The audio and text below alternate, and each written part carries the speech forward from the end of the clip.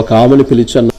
ఆ శక్తి వచ్చి నుంచుంది. ఆమె ఎవరో కాదు, పులిమేరల్లో నిలబడేటువంటి పోలేరమ్మ అంటారు. నువ్వు వల్లబట్టవలే కానీ నువ్వు పక్కకు జరుగు అని, పంచభూతాల మీద అధికారి కలిగినటువంటి వాడా నీవు నేను పిలుస్తున్నానని చెప్పేసి పిలిచినప్పుడు అంటే ఎవరు? శివుడు.